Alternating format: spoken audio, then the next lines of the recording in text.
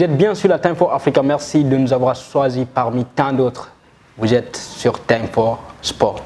Au menu, plateau spécial, presque spécial, foot féminin, sport féminin, avec nos lions, les lions de la Teranga qui n'ont pas pu continuer la compétition, la CAN féminine 2022, mais qui ont su quand même réagir en pré-barrage pour la qualification de la Coupe du Monde. Et ensuite, on a une nouvelle rubrique, c'est-à-dire la légende du jour. La légende du jour, ça doit parler d'un phénomène ou d'un sportif ou d'une sportive sur le plan international. Aujourd'hui, nous avons Janine Van Wook. Et en plus, on va parler de la COSAFA et virgulé en bonus Mercato sur le vieux continent. Tout de suite, c'est parti.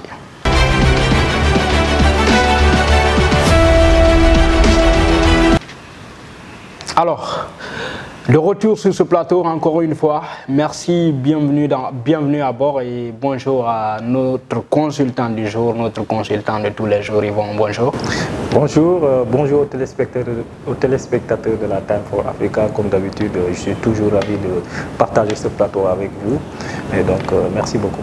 Merci beaucoup. On va entamer cette discussion avec nos lions, la CAN. Nos lions sont éliminés, n'est-ce pas, de la CAN féminine 2022. Mais de quelle manière? Oui, je pense que vraiment, elles se sont fait abattre sur le champ de bataille, comme on le dit. Ce sont des lions, ce sont des combattantes. Donc, elles n'ont pas démérité. Donc, on l'a vu avec ce dernier match qu'elles ont livré, qu'elles ont pu tenir jusqu'au bout, jusqu'au tir au but, et qu'elles sont vraiment sorties vainqueurs. Donc pour dire vraiment merci à cette équipe des Lions et qui se sont battus, qui se sont donnés pour le drapeau du Sénégal. Donc vraiment ce sont des battantes. Oui, c'est des battantes parce qu'on voit même quand on a suivi le match contre la Zambie, on sait déjà qu'elles ont fait un bon match. Mais on a vu juste le défaut à l'attaque, je le soulignais la semaine passée, la semaine dernière. Le défaut à l'attaque, c'est que Guénar Ndiaye est seul devant. Il n'y a pas personne qui l'aide. Et on voit aussi l'égalisation de la Zambie vient après une boulette de Tenensen, la gardienne sénégalaise. Justement, c'est elle qui a attrapé un ballon et lui a lâché après. Bon, je pense que les erreurs toujours nous font grandir. Je pense que c'est une erreur qui s'est passée au niveau chez Teneng. Donc je pense qu'on grandit de nos erreurs. Donc c'est une erreur faite. Donc à partir d'une erreur, donc ton adversaire va rebondir sur toi à partir de ton erreur et va gagner tout simplement. Ouais. Donc c'est une erreur qui a été faite. Je pense qu'elle va prendre toutes les responsabilités et les dispositions pour une prochaine fois être plus prudente là-dessus. Parce que là, certains parlent, mais certains accusent, n'est-ce pas, comment dirais-je, l'expérience notamment. Mais moi, je dirais que ce n'est pas l'expérience parce que la Zambie aussi n'a pas encore joué une demi-finale de la CAN, c'est jamais aussi pour le Sénégal. Justement, je voyais deux équipes au même niveau qui se rencontraient et le Sénégal était en passe d'aller à cette demi-finale, mais chaotique. Bon, moi sur ce coup-là, je pense que, comme on le dit en Wolof, quand tu perds, tu deviens tchouné. Donc c'est ça, c'est une erreur qui a été faite. Il faut que les Sénégalaises reconnaissent une erreur. Quand tu as une erreur, ton adversaire gagne à partir de tes erreurs. S'il n'y a pas d'erreur, on aurait pu gagner. Donc je pense que c'est une page qui a été ouverte, c'est une page qui va être fermée. Donc on va voir vers le futur, notamment le match qui a été battu par le Sénégal. Donc c'est un exploit à saluer de la part des Lions. Ouais. Donc on n'a qu'à vraiment regarder ce qui va venir de l'avenir et qu'on puisse avancer et qu'on puisse vraiment voir ce qu'il y a à changer, ce qu'il y a à remettre en place et pour qu'on puisse avancer plus vite. Oui, justement, il faut aller vers l'avenir et surtout voir qu'est-ce qu'il faut corriger. Je pense que c'est corrigé en fait. Je vais dire que c'est corrigé parce que les Lions ont perdu la CAN, n'est-ce pas, la CAN ils ont perdu, mais en qualification pour la Coupe du Monde, en pré-barrage notamment, on a vu hier les Lions corriger tout cela et puis voilà, elles ont mis de côté la Tunisie pour aller en compétition et en qualification sur le plan international en février 2023. Donc je vais revenir tout simplement à ce que j'ai dit tout à l'heure. Donc c'est une erreur qui permet à la personne de se refaçonner, c'est une erreur qui permet à la personne de rebondir, c'est une erreur effectivement qui va permettre à cette personne de grandir. Donc comme je l'ai dit tout à l'heure, on l'a vu avec le match dernier des Lions. Ouais. Donc ce qui s'est passé à la Coupe d'Afrique, c'est ce qui leur a permis vraiment de se ressaisir, de corriger leurs erreurs. Donc elles sont revenues vraiment plus vivaces, elles sont revenus vraiment avec beaucoup d'ambition et ce qui leur a permis vraiment de tenir face à cette équipe de la Tunisie et qui leur a permis vraiment de gagner. Ouais, la bande à Moussa Sissé qui nous renvoie, n'est-ce pas, à une qualification de la Coupe du Monde de 2023 qui se déroule en Nouvelle-Zélande et l'édition internationale. On peut dire l'édition internationale de la qualification pour la Coupe du Monde, c'est prévu pour le mois de février. Donc on peut prendre rendez-vous pour le mois de février et espérer que nos Lions puissent faire, n'est-ce pas, quelque chose et aller obtenir ce ticket pour la Coupe du Monde de 2023. Oui, je pense qu'elles ont toutes ces capacités. On l'a vu avec ce dernier match contre la Tunisie. La Tunisie n'est pas une petite équipe. Donc ces Lions sont très ambitieuses. Je vois vraiment, elles croient vraiment à ce maillot sénégalais. Elles croient vraiment à cette équipe. Donc je pense qu'elles sont vraiment autour, elles sont calées autour d'un esprit d'effectif, d'un esprit d'équipe qui leur a permis vraiment qui leur a permis de battre ces grandes équipes, notamment la Tunisie, notamment lors des matchs de qualification notamment en Coupe d'Afrique également. Oui, justement, la CAN aussi, c'est les autres équipes parce qu'on était en quart de finale. On a vu le Maroc sortir le Botswana avec un score de 2-1. Le Maroc qui joue à domicile parce qu'elle organise cette compétition. On a vu aussi le Nigeria revenir, retomber encore sur le Cameroun comme d'habitude, comme l'année passée. Je ne sais pas, c'est devenu une bête noire en fait. Avec le Cameroun a joué 14 fois contre le Nigeria, le Cameroun n'a gagné qu'un seul match. Oui, bon, le Cameroun, c'est une équipe très récurrente sur le plan, sur la section féminine du football. On sait très bien que le Cameroun a un grand impact sur le football en Afrique, surtout ce qui concerne les compétitions féminines. Donc, si le Cameroun revient encore, donc vraiment, je vais tout simplement lancer un message d'encouragement à cette équipe. À cette équipe camerounaise. La Zambie qui va affronter aujourd'hui à 17 h l'Afrique du Sud. On compte de la première demi-finale. La deuxième demi-finale opposera le Maroc et le Nigeria. Deux cadors quand même. Deux cadors, deux favoris de cette CAN 2022. Oui. Moi, je dirais que l'Afrique du Sud a une équipe très récurrente également. Une équipe très forte de cette Afrique du Sud, notamment avec Janine. Janine Vanou, notre légende du jour, on va en venir tout à l'heure. D'accord, notamment avec Janine qui est vraiment une défenseur de référence mondiale. Voilà, une joueuse qui a duré vraiment sur la scène footballistique en Afrique et qui a vraiment impacté le football africain. Et comme on connaît, elle est très récurrente, elle est vraiment tenace devant le ballon. Oui. En ce qui concerne le Maroc et le Nigeria, moi j'ai envie de dire que c'est un match que j'ai envie de suivre. C'est pas le match, c'est un match de cador. Moi je vois le vainqueur de cette édition entre le Maroc et le Nigeria. Bon, moi sur ce coup-là, je vais me positionner, je vais supporter le Nigeria qui est notre équipe. Qui est un pays frère. Bon, donc je vais supporter cette équipe du Nigeria. Parce que nous sommes dans la même sous-région. Effectivement, qui va peut-être remporter ce trophée, qui va nous ramener ce trophée en Afrique de l'Ouest. Donc pourquoi pas. Mais je veux dire que le Maroc a une équipe très tenace, qui a une équipe qui a beaucoup de potentiel. On l'a vu notamment lorsqu'on a eu... voilà, lorsque l'équipe du Sénégal a eu à jouer sur le terrain avec cette équipe du Maroc, donc on connaît très bien le potentiel que le Maroc a. Mais l'équipe du Nigeria ne démérite pas. Je pense que le Nigeria peut se battre et vraiment pour défendre les couleurs de l'Afrique de l'Ouest et nous ramener le trophée. Pourquoi pas? Quand même, on a besoin de ce trophée-là chez nous ici dans la sous-région. On a vu l'avènement du Sénégal quand le Sénégal vraiment était là. Dans la capitale, on a vu tout le monde se mobiliser, enfants, tout le monde s'est mobilisé, il n'y a pas eu de discussion et puis voilà. Comme pour dire que le football c'est la fête de tout à l'heure. On va passer à cette petite rubrique avec Janine Van Wook. À 35 ans, Janine Van Wouk dispute sa 8e et dernière Coupe d'Afrique des Nations féminines. Au Maroc, la charismatique capitaine sud-africaine espère bien se qualifier pour la prochaine Coupe du Monde avant de prendre sa retraite internationale. Une victoire à la CAN 2022 et une participation au Mondial 2023 avec les Banyana Banyana parachèverait sa carrière unique, qui a dépassé les limites des terrains de football.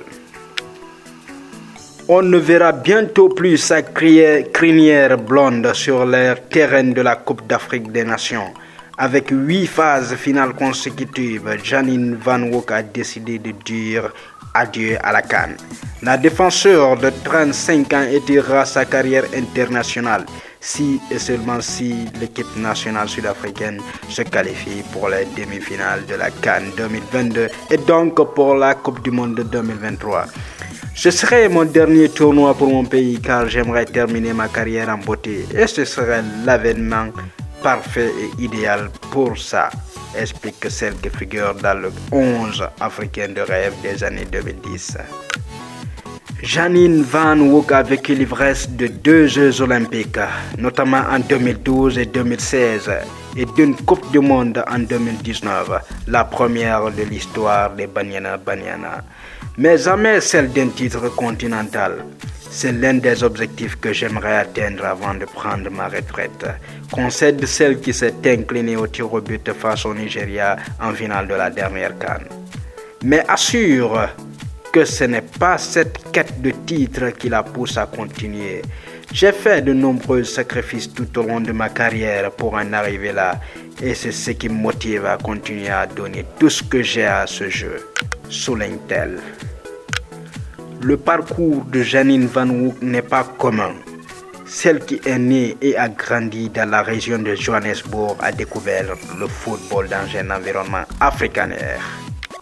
L'ex-pensionnaire de Houston Dash aux États-Unis et de Glasgow City en Écosse a été contemporaine de bien des drames dans le monde du foot féminin, y compris les pires, comme le viol et le meurtre de son ex-partenaire en équipe nationale, Yedi Similan, en 2008. C'est triste de savoir qu'il y a tant d'athlètes féminines victimes d'abus dans le sport.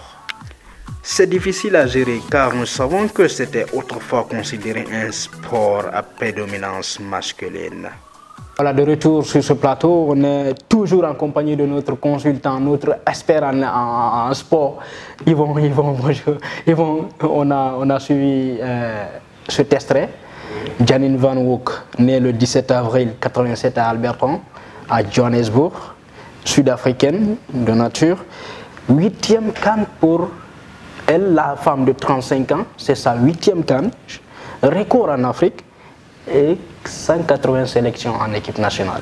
Oui, je pense que c'est la footballeuse la plus sélectionnée en Afrique du Sud. Elle a battu les records. En catégorie homme et en catégorie femme. Oui, elle a battu les records en catégorie homme comme femme. Donc je veux dire que c'est un exploit. Donc elle doit avoir des éloges à sa personne. Donc je salue vraiment cette personnalité, cette dame qui est vraiment tenace et récurrente. Donc c'est pas facile et c'est pas évident pour une dame, une femme comme elle de vraiment compétir à son âge jusqu'à présent. On a vu qu'elle est sortie de l'Afrique et elle est même sortie de son pays pour aller rejoindre les championnats des États-Unis. Elle a fait là-bas pratiquement 10 ans et ensuite elle est revenue. Elle est devenue aux États-Unis la seule africaine à jouer en compétition en Ligue. Elle est ensuite pour continuer le travail qu'elle avait laissé dans son pays, comme quoi elle avait fondé un club. Maintenant qu'elle est venue prendre les devants et elle joue en même temps, elle est coach en même temps également. Donc c'est vraiment une très grande personnalité, une combattante à saluer. Il y a eu certains de nos confrères sud-africains, des médias sud-africains qui ont cherché à savoir est-ce qu'elle aspire, n'est-ce pas, à diriger un jour la fédération sud-africaine de football. Je pense que elle a décliné, on a dit qu'elle préfère être entraîneur par exemple, c'est son métier. Elle sera plus proche de ses acteurs footballistique? Donc moi, c'est ça que j'aime de quelqu'un qui est ambitieux. C'est quelqu'un qui connaît vraiment le football. C'est quelqu'un qui a vraiment su porter le flambeau de l'Afrique du Sud au niveau international. Donc je pense que sur le plan footballistique, elle en sait quelque chose. Elle est acteur. Elle connaît vraiment le football sud-africain. Donc pourquoi pas. Donc c'est un poste qu'elle pourrait occuper. Et même si elle ne veut pas, elle peut être poussée peut-être par ses concitoyens vraiment à occuper ce poste-là. Donc je pense qu'elle peut travailler là-dessus puisque c'est vraiment un acteur du football. Ouais, justement, un acteur de football. On espère que notre Eva Neymar ou notre Mira Diaye sera un jour comme ça, hein, quand même. Là, il faut, parce que toujours, on va dire que, comment dirais-je, comment ce dicton-là, ils le disent, la charité, bien entendu, commence par soi-même. Donc on souhaite le meilleur à nous-mêmes. Oui, bien sûr. Parce que je veux dire que Janine Van Wook, ce n'est pas une compatriote en tant que telle, mais c'est une Africaine. Je suis Africain aussi, fier d'elle, fier de la voir aller briller comme ça aux États-Unis ou partout dans le monde. Aujourd'hui, elle va aller en Coupe du Monde de 2023. On sait déjà, on sait que c'est quelque chose qu'elle aspire à réaliser, hein, tout le temps. Elle a été en 2019 en Espagne avec l'Afrique du Sud. Elle a vécu aussi l'ivresse de deux Jeux olympiques, notamment en 2012 et en 2016. On peut dire que c'est une expérimentée avec ses 180 sélections.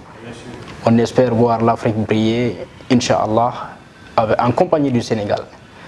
On va passer à autre chose, la COSAFA, tout à l'heure.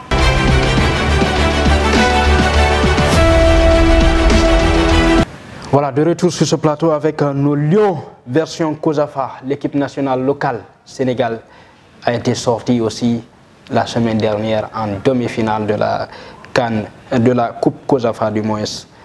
Mais ils ont su quand même réagir lors de la petite finale. Ils ont su battre le Mozambique, mon cher Yvon, au tir au but. Oui.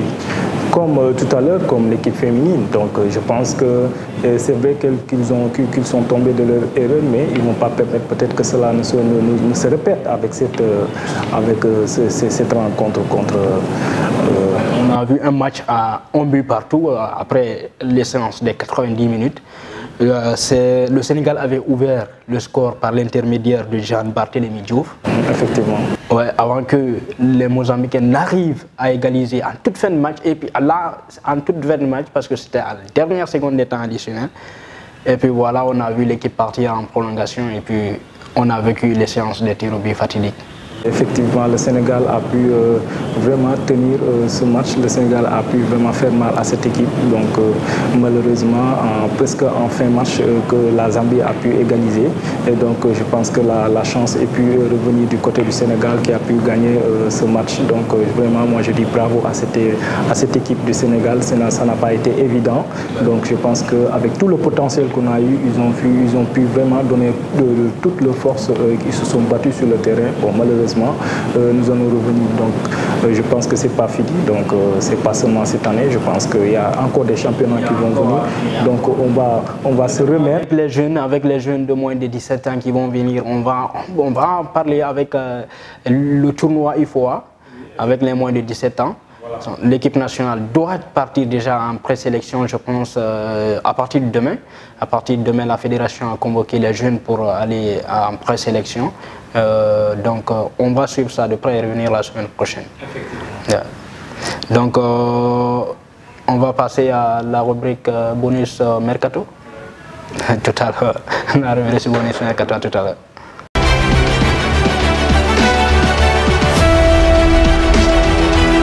Ok, de retour encore une fois sur ce plateau. Toujours merci de nous avoir été fidèles. Chelsea a officialisé Koulibaly ce week-end. Oui, bon, moi, je n'ai pas été surpris parce que je savais déjà avec ces rumeurs qu'il y a eu sur la toile. Donc, Chelsea avait cotisé. Ça a été tellement médiatique. Voilà, depuis l'année dernière, Chelsea faisait partie des équipes qui ont cotisé Koulibaly ainsi que City, Barça. Donc, ils ont pu finalement réaliser ce contrat avec Chelsea. Donc, moi, je vais dire bravo à Koulibaly. Je pense qu'avec ce nouveau projet de Chelsea, il va encore hausser le ton, il va encore challenger beaucoup d'équipes. va encore challenger beaucoup de joueurs sur le terrain. Donc je dirais bravo. Bonne nouvelle pour Aliou Cissé. Ouais, son capitaine va rehausser le niveau encore une fois avec la première ligue en attendant, comment dirais-je, en attendant la Coupe du Monde bien sûr, parce que c'est ce qu'on attend le plus souvent, c'est ce qu'on attend. Et le club catalan a officialisé aussi Robert Lewandowski. Le feuilleton a duré après beaucoup de temps. On a parlé de ça presque un mois. Finalement, Oliver Kahn a cédé à l'envie du Barça. Bon, moi, je pense que je ne trouve pas l'intérêt de garder un joueur qui n'a plus envie de rester dans un club et qui a vraiment tout gagné dans le club. Donc, je pense que... C'est surtout un club qui a aussi récupéré un certain Sadio Mané. Voilà, donc pourquoi garder toujours Robert Lewandowski là, se cramponner? Donc je pense que si vraiment toutes ces stars-là restent dans cette équipe, l'équipe sera chamboulée, il y aura beaucoup d'embrouillards. Notamment Julian Nagelsmann, le technicien allemand, aura du mal à choisir ses éléments. Voilà. Donc moi je vais donner un peu raison à la personne de Lewandowski de pouvoir chercher à aller chercher, de pouvoir aller vers d'autres championnats, vers d'autres projets, trouver d'autres challenges. Donc je pense que c'est quelque chose vraiment à saluer par sa personne. Donc je vais lui donner raison. Pourquoi pas? Il a tout gagné avec le Bayern. Et quelqu'un qui a battu des records en Allemagne. Voilà. Le record de Gerhard Müller, par exemple, il a réussi à le battre. 40 buts marqués en Bundesliga lors d'une saison. Voilà, donc et quand on sait que la saison se joue 36 matchs seulement. Voilà, c'est pas donné à tout le monde, à son âge, d'aller faire ça. Donc on a vu l'avènement de Cristiano qui a pratiquement tout battu dans tous les championnats. Donc c'est vraiment le meilleur buteur de tous les temps. Donc je pense qu'à son âge, s'il va se trouver un club comme le Barça, donc c'est une très bonne chose. C'est une bonne nouvelle pour lui, également une bonne nouvelle. Pourquoi pas? Donc il ne faut pas qu'on le diabolise, il ne faut pas qu'on le garde dans ce club. Donc son départ va permettre également d'autres joueurs de briller, de déclore, de montrer le jeu. Donc, notamment Dayo Upamecano qui est là. Malgré que Sadio Mané est polyvalent, ce matin est dans le club. Justement. Il y a d'autres joueurs qui sont dans le club et qui peuvent faire le job. Qui peuvent faire le job. Voilà. Ouais. On apprend aussi que Napoli ne va pas laisser faire le départ de Koulibaly. Napoli est intéressé par un autre Sénégalais, c'est Abdou Diallo. Oui, donc moi, c'est ce que je disais la dernière fois.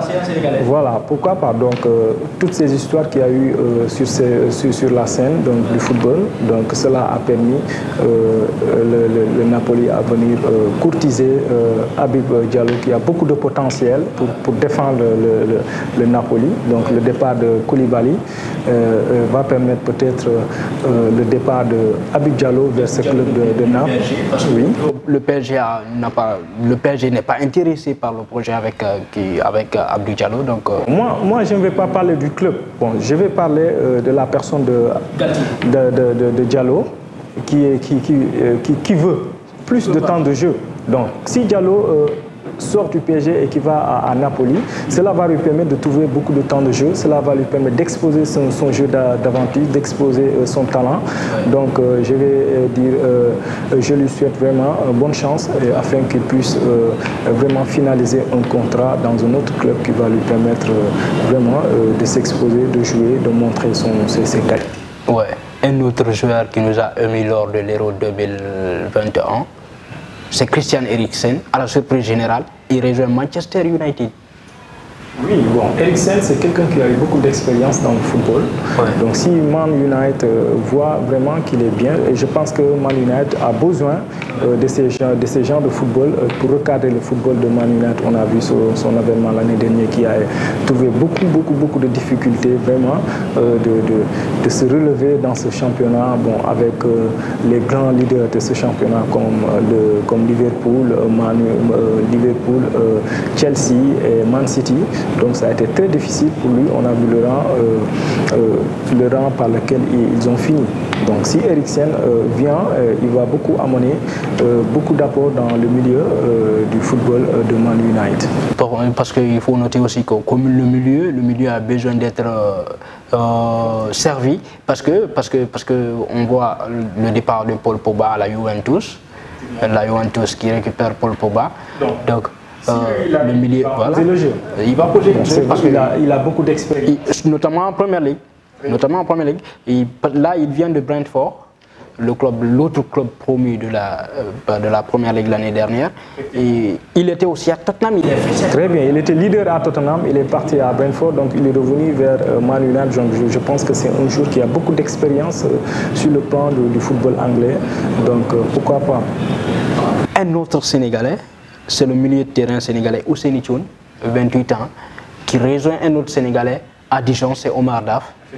Donc le club d'Omar Daf. Omar Daf a trouvé que le milieu de terrain, en fin de contrat avec Soso, il lui a trouvé intéressant, il lui a fait appel, le jeune n'a pas refusé du tout. Oui. Moi, je vais saluer la personne de Omar Daf, qui vraiment est en train de faire un grand boulot. Si on voit tout son parcours, tous les clubs qu'il a eu à manager, donc il a pu amener, il a pu appeler beaucoup de joueurs africains, beaucoup de joueurs sénégalais qui a exposé leur talent sur la toile du football. Donc vraiment, je salue, si vraiment il arrive à amener encore un autre Sénégalais vers lui, c'est une très bonne chose, c'est vraiment quelque chose à saluer de sa part. Et aussi, il fait aussi son job. On a vu notamment le président dijonnais, Olivier Dalcourt, lui tenir compagnie lors de la conférence de presse de sa présentation quand il a signé à Dijon. Il lui a fait part de son respect. Parce que Omar Daf, partout où il passe, il fait ses preuves. Il ne fait pas que faire appel à ses compatriotes ou alors à d'autres Africains. Mais non seulement il a fait appel, mais aussi il fait un résultat. Donc partout où il passe, il laisse son impact là-dessus.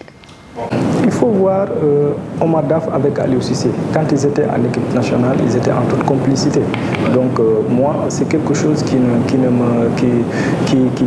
m'est évident. Donc je pense que Omar Daf c'est un bosseur. On a vu quand Aliou Cissé avait pris l'équipe nationale, quand Aliou Cissé était dans l'équipe nationale, on voyait leur concordance, on voyait leur complicité, tous les deux. Voilà. Donc si Omar Daf en est là, moi je pense que c'est tout à fait évident. C'est un bosseur, c'est quelqu'un qui connaît le football. Donc vraiment, je lui souhaite le meilleur, tout le courage qu'il a. Donc pourquoi pas. Et Sancel Bemba, ça vous fait parler, ça vous dit quelque chose de l'international congolais, Sancel Bemba, qui était en fin de contrat depuis l'année dernière avec Porto. Il n'avait pas de club. Il veut rechuter, n'est-ce pas? Il a retrouvé un contrat avec le club phocéen de l'Olympique de Marseille. L'Olympique de Marseille qui récupère donc Sancel Bemba. Est-ce que c'est un projet qui vous emballe? Oui, bien sûr, parce que le Marseille est une équipe... On sait que le joueur n'a fait une saison quand même assez sans jouer. Ça peut porter quand même... Voilà, on sait que Porto est une très grande équipe. Donc c'est une équipe vraiment qui regorge beaucoup de joueurs, beaucoup de stars qui sont vraiment renommés au niveau international sur le plan européen. Donc si il arrive à trouver un club comme Marseille, je pense que Marseille c'est un club qui est exposé, c'est vraiment un championnat qui est médiatisé. Donc pourquoi pas, il peut aller, si il regagne Marseille, il peut trouver encore quelque chose de mieux. Donc c'est un club qui va lui permettre de rebondir, c'est un club qui va lui permettre de trouver encore plus de temps de jeu afin qu'il puisse exposer encore une fois son talent.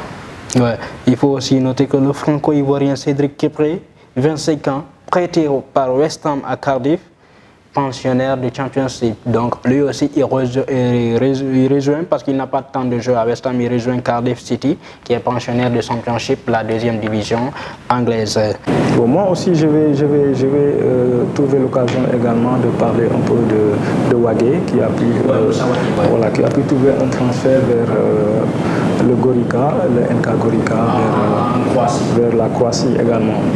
Donc je pense que c'est une très bonne chose, lui qui a fait une saison blanche. Donc si il arrive à trouver un transfert, donc un contrat, donc je pense que c'est une très bonne chose pour sa personne qui va finalement sortir du Barça et qui va aller vers...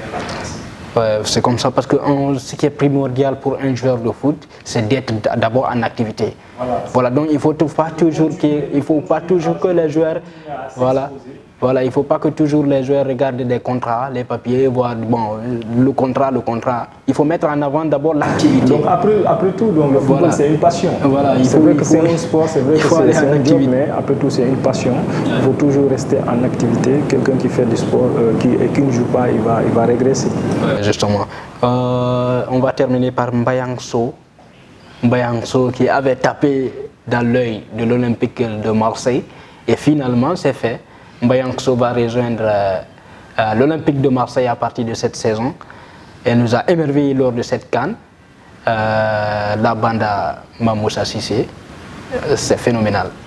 Donc, moi je dirais que c'est encore des éloges à la personne, à l'endroit de l'équipe nationale féminine. Et donc c'est vraiment, je dirais,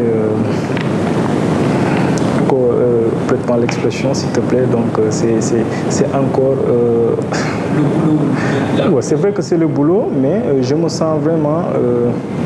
c'est une joie pour nous les Sénégalais, pour nous encore les Sénégalais qui sont en train de suivre le football sénégalais. Donc si une femme, encore une fois, une dame de la catégorie féminine encore arrive à quitter le Sénégal pour aller vers l'Europe et trouver un contrat. Donc, et surtout en France aussi où le football féminin est rêvé avec... Oui.